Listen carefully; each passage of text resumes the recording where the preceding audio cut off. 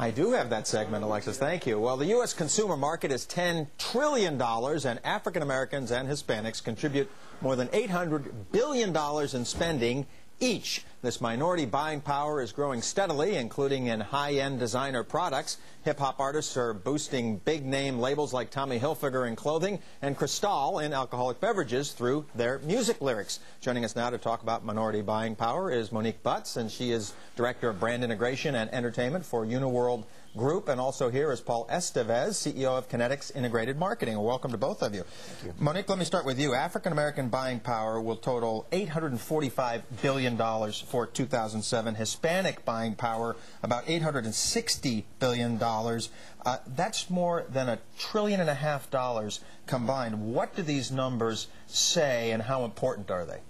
They say that we have a tremendous amount of influence with respect to what's happening in the industry around buying power and influences of brands.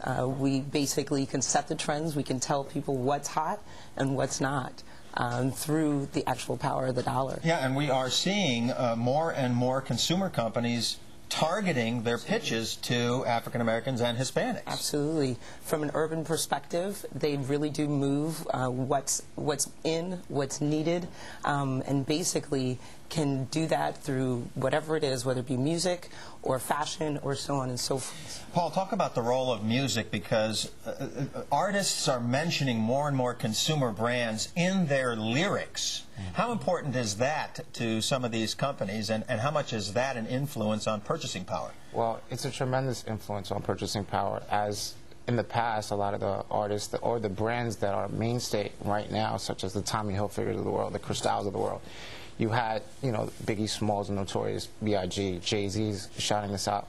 Now the consumer is getting more savvy as we're getting more educated, as the Hispanic and the African American consumers are going to college and getting more educated, and we're noticing more of the communications.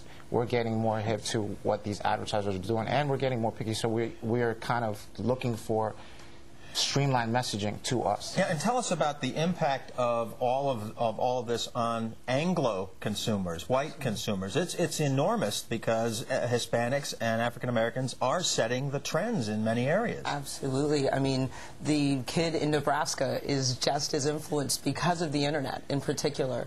There are no more boundaries. So that way, when the message goes out, it goes out to everyone.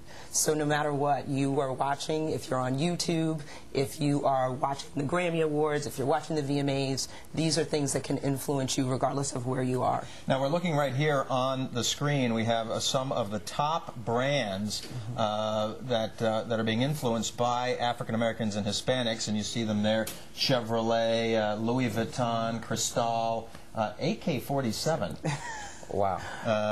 And we had some of the other ones up there, including Mercedes and some of the other car companies. But what I think is interesting is also the influence that African Americans and Hispanics are having, and in hurting certain brands. Tell us this story about Jay-Z and Cristal, the champagne.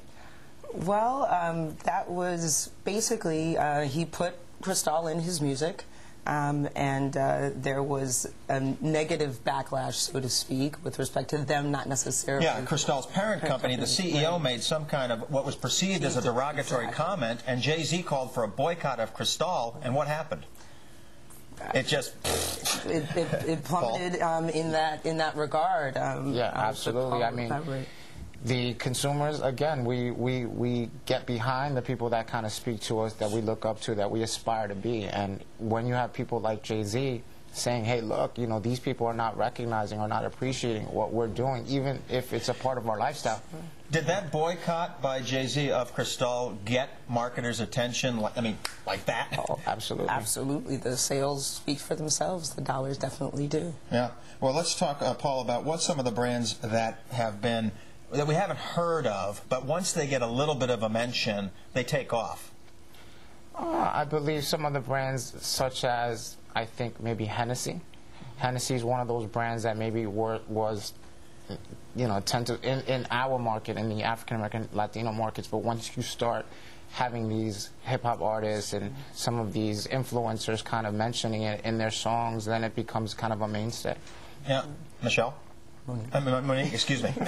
Like I said, I have a friend named Michelle. Exactly. I'm sorry. Yeah, Monique, yes. No, actually, I was talking to a friend last night, and I said, you know, what was the first brand that was influenced, that you were influenced by through music? And he said, oh, my Adidas. Oh. Run DMC, yeah. you know, and he said absolutely that was the first brand, and that was so. We had Rev Run in here the other day, and we had him on the show this morning, and you're absolutely right. I mean, and it allowed him to get into his own kind of private label branding of sneakers. How much more of that are we going to see as we go forward? I think a tremendous amount of that. I think this whole kind of co-branding with an artist, making it relevant and making it really important to that particular target, is probably the best thing you could ever do. All right, well, look for more deals. Paul and Monique, thank you so much for coming in this morning, sharing your insights. Well, African Americans, as we said, spent $845 billion on consumer goods in 2007. Hispanics spent more than $860 million. And African Americans also spent more on women's and girls' fashions last year than non-black consumers combined.